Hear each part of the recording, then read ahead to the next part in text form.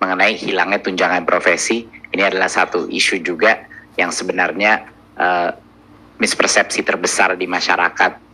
Alasan kenapa kita ingin mengeluarkan kata tunjangan profesi di situ adalah karena alasannya semua guru-guru kita, ASN maupun non-ASN, harus menunggu giliran PPG dan sertifikasi untuk mendapat tunjangannya adalah karena kata tunjangan profesi tersebut.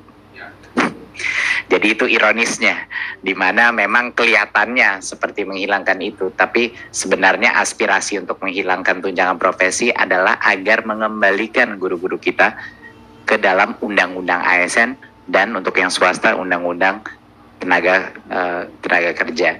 Dan dengan itu kita bisa secara otomatis bisa mulai memberikan tunjangan kepada guru tanpa sertifikasi dan tanpa program PPG yang akan memakan waktu 20 tahun lagi untuk selesai. Semuanya sudah keburu pensiun. Jadi ini suatu hal yang cukup ironis ya Bapak-bapak, Ibu-ibu.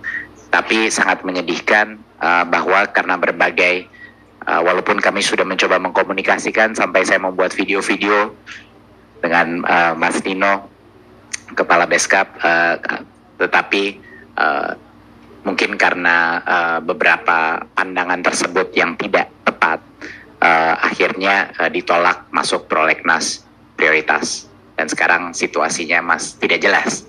Jadi sebenarnya yang 1,6 juta guru yang menunggu sertifikasi tersebut cukup kasihan. Banyak dari mereka diberitahukan malah bahwa tunjangan profesi itu harus dipertahankan. Padahal kita memberi mereka tunjangan sekarang, nggak usah menunggu sertifikasi.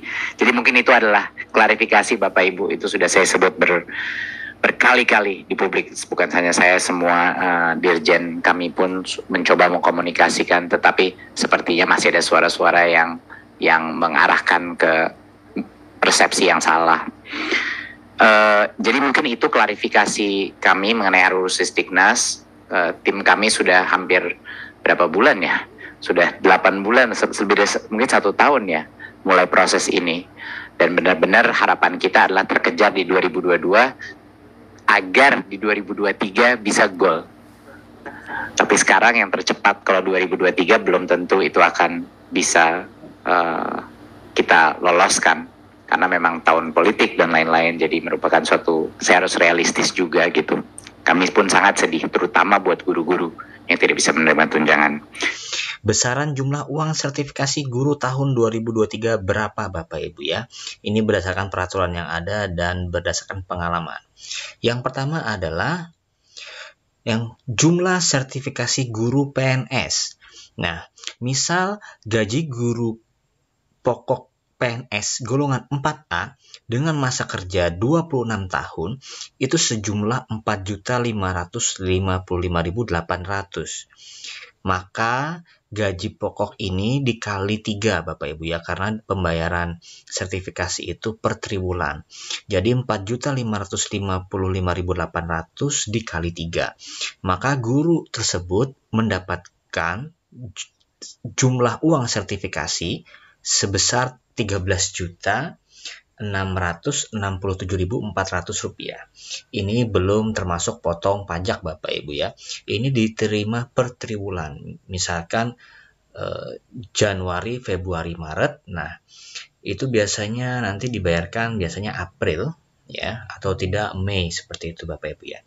Nah, jika misal gaji pokok guru PNS golongan 3B masa kerja 7 tahun Bapak Ibu ya, itu mendapatkan gaji pokoknya di luar dari tunjangan anak, istri, makan dan lain sebagainya itu 2.950.600. Maka ini dikali 3 juga Bapak Ibu ya.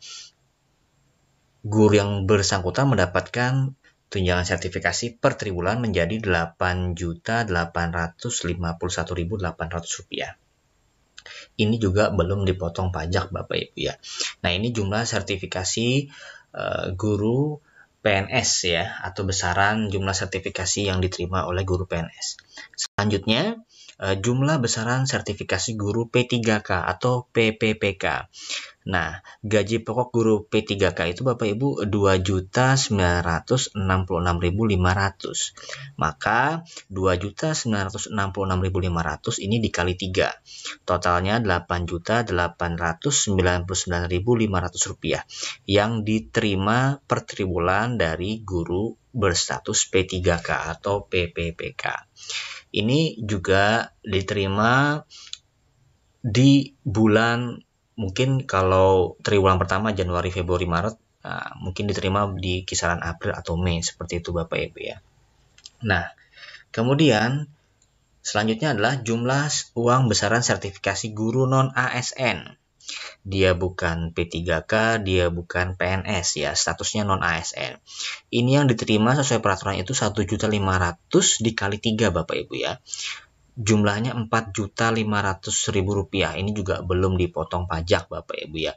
Di dalam peraturan terbaru itu disebutkan untuk menjadi calon mahasiswa PPG dan jabatan ada beberapa syarat Bapak Ibu. Yang pertama adalah guru yang melaksanakan tugas selama 3 tahun terakhir. Jadi kalau sudah ada SK 3 tahun terakhir itu sudah bisa memenuhi persyaratan. Kemudian yang bagian B memiliki kualifikasi akademik sarjana S1 atau diploma 4 ya, D4. Kemudian yang C memiliki nomor unik pendidikan dan tenaga kependidikan atau NUPTK. Kemudian yang D berusia paling tinggi 58 tahun Bapak Ibu ya.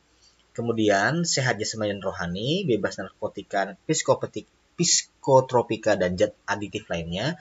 Kemudian berkelakuan baik. Kemudian yang terpenting ini terdaftar dalam sistem data pokok pendidikan atau kementerian atau Dapodik Bapak Ibu ya. Nah, dalam poin E dan FG ini Bapak Ibu tidak usah khawatir, biasanya ini diambil ketika Bapak Ibu sudah menjadi mahasiswa PPG atau calon mahasiswa PPG. Ini syarat mutlak Bapak Ibu ya. Kemudian disebutkan juga bahwa proses tahapan tesnya untuk menjadi mahasiswa PPG itu adalah seleksi administrasi, ya Bapak Ibu ya, kemudian seleksi akademik. Nah, ini sudah, kalau administrasi sudah lanjut, baru kita ke akademik. Berapakah nilai pretestnya minimumnya dan berapakah nilai passing grade seleksi akademik atau pretestnya. Nah, kalau kita lihat di tahun sebelumnya itu Bapak Ibu ya, kita perbesar nilainya di sini Bapak Ibu. Nah, di sini dilihat bahwa, bentar dulu Bapak Ibu ya, saya bersihin dulu.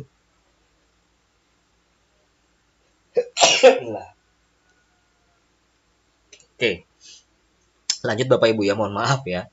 Nah, ini nih lulus akademik itu poinnya 55,216 nih lulus seleksi akademik. 55,192 lulus seleksi akademik. 55 nih lulus ya. 54,976 ini tidak lulus seleksi akademik. Ya. Dan kalau 55 lulus, kalau 54,9 saja tidak lulus Bapak Ibu. Berarti kemungkinan besar ini untuk pretest atau seleksi akademik passing grade-nya itu 55 Bapak Ibu ya.